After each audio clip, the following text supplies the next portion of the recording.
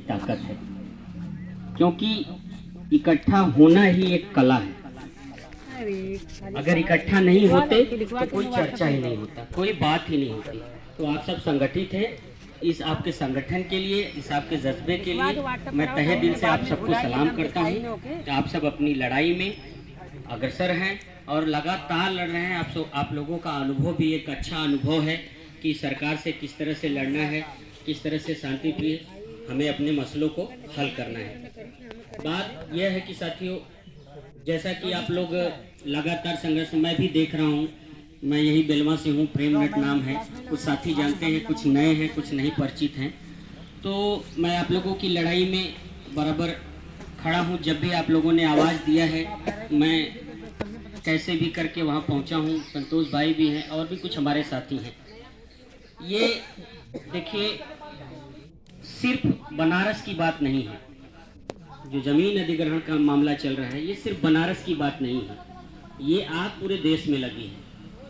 ये आग पूरे देश में लगी है, जमीनों को छीनने का, जमीनों को जो हड़पने का, या उनको जो उनकी मार्केट वैल्यू है उसके कम भाव में लेने का, ये सरकार की नीति पूरे देश में चल रही है।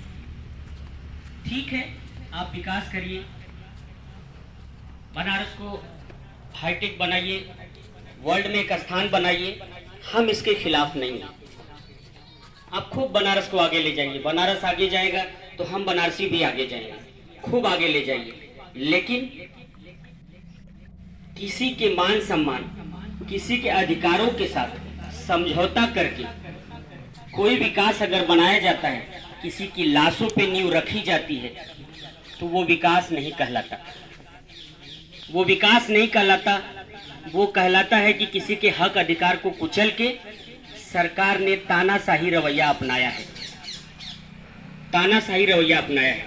मैं इसलिए तानाशाही शब्द का प्रयोग कर रहा हूं कि अगर हमें बार बार बैठने की जरूरत नहीं पड़ती, अगर सरकार हमारे बातों को, हम लोगों की मांगों को बड़े आसानी से अगर समझ लेती कि नहीं यार, जिस जमीन पे हम खड़े हैं, इस जमीन की मार्केट वैल्यू आज 10 रुपए है, 100 रुपए है, 500 रुपए है, तो क्यों न किसानों को उस जमीन की जो वास्तविक मूल्य है, जो वास्तविक वैल्यू है, उसको दे दिया जाए।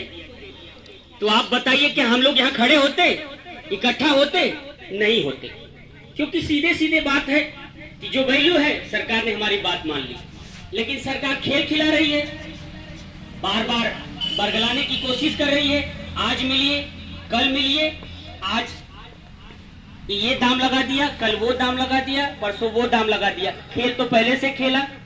खेल पहले से क्या खेला कि सर्कल रेट को ही दबा के रखा, क्योंकि उनको पता है किसी शहर का डेवलपमेंट होना है, विकास होना है, तो ये सरकारी महकमे में बहुत पहले से, लगभग 50 साल पहले ही खाका खींच दिया जाता है कि इन शहरों का, इन जगहों का विकास किया जाएगा। तो वहाँ पे वो अपनी चालाकी, अपनी रणनीति का इस्तेमाल पहले से ही कर लेते हैं कि यहाँ वैल्यू नहीं बढ़ाना है, या जो भी वास्तविक चीजें हैं उन्हें बढ़ा के नहीं रखना है, ताकि जब हम अधिग्रहण करने जाएं तो हमें भरपूर, हमारे मन मुताबिक ये मौका मिले कि हम इन जमीनों को आसानी से ले लें। वही खेल यहाँ भी हुआ है। सर्कल रेट न बढ़ा के हम लोगों को बार बार ये विवश किया गया है कि हम बार बार चिल्लाएं, बार बार आवाज उठाएं कि नहीं, जो वास्तविक मूल्य हमें वो दीजिए। लगातार चर्चा सरकार के साथ चल रही है।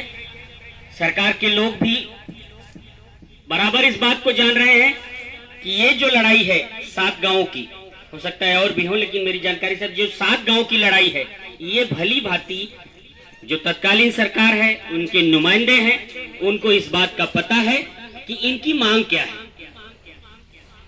वो सब जान रहे हैं कि इनकी मांग क्या है। ये कह रहे हैं कि जो वास्तविक वैल्यू है, जो वास्तविक मूल्य है, वो हमें दिया जाए।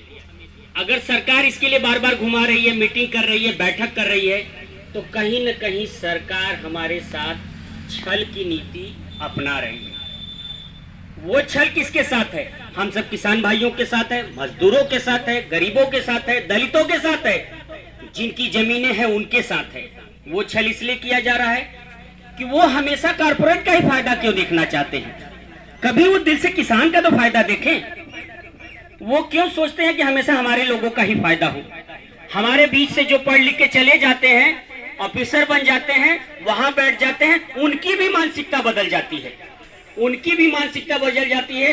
वो हमारी सोच से परे हो जाते हैं, वो हमारी सोच से अलग सोचने लगते हैं। वो भी उन्हीं सियार झुंड में उन्हीं के साथ हुआ करना शुरू करते हैं और उन्हीं की बोली बोलने लगते हैं। बहुत से ऐसे भाई बंधु हैं जो वहां बैठे हैं, हम लोगों के बीच के भाई बंधु हैं, वहां बैठे हैं, सरकारी महकमे में अच्छे जगहों पे बैठे हैं, लेकिन वो भूल गए हैं कि हमारे भाई का जमीन जा रहा है, हमारे बाप का जमीन जा रहा है, हमारे साथी का जमीन जा रहा है। वो इस बात को भूल गए हैं और वो हमारी तरफदारी छोड़ के सरकार की तरफदारी में लगे हैं।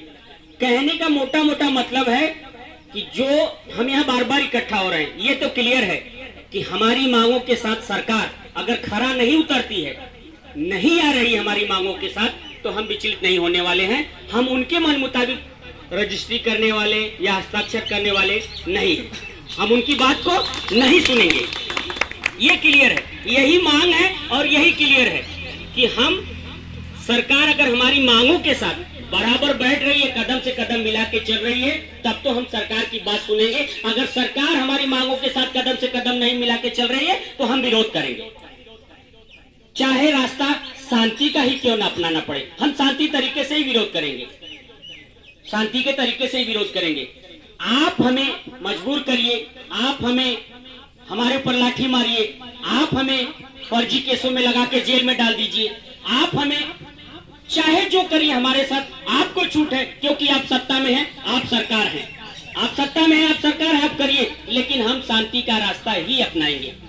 हम शांति के रास्ते से ही, पहले भी शांति के रास्ते पे थे, बार बार मांग रहे थे कि सरकार जो हमारी वास्तविक मूल्य है, वैल्यू है, उसको दीजिए।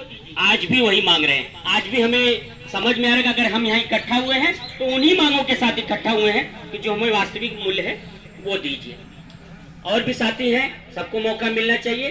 साथियों, खाली यही आश्वासन यहाँ से दूंगा, मैं अपने शारीरिक श्रम के साथ जब भी आप पुकारेंगे, आपके इस आंदोलन में पूरी तरह से खड़ा रहूंगा, पूरी तरह से समर्पित रहूंगा। साथियों, जय किसान, जय भारत। बहुत बहुत धन्यवाद प्रेमनट जी। अगली कड़ी में हम चाहेंगे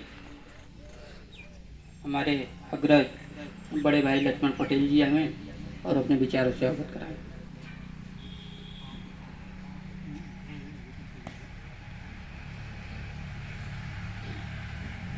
साथियों, आज यहाँ हम किस लिए उपस्थित हुए हैं, इस विषय को आप तमाम साथियों ने रखा। हम एक हमारे बहुत पुराने साथी जो जमीन से जुड़े कवि रहे, डॉक्टर महेंद्र प्रताप सिंह, उन्होंने करीब 25 साल पहले कविता लिखा। वो कविता का 2 लाइन हम आप लोगों के सामने रखूंगा। हो विकास का ऐसा मॉडल जिसमें डर का नाम न हो, माला माल भले हो कोई, कोई भी कंगाल न हो। उस दौलत का क्या करना जो घर के काम न आवे, मजदूर किसानों की लाशों पर चलता हुआ विकास न हो। जिस विकास से रिश्ता टूटे, टूटे घर परिवार, उस विकास से कैसे होगा भारत का उद्धार, उस विकास से कैसे होगा भारत का उद्धार। साथियों, 25 साल पहले हमारे साथी महेंद्र प्रताप सिंह किसानों के दर्द को लिखा और आज सही माने में एकदम सीधा सीधा बैठता है। ये आंदोलन पूर्व के आंदोलन से मिला जुला है। लगभग 2001 में मेवालाल जी की शहादत हुई। उस आंदोलन से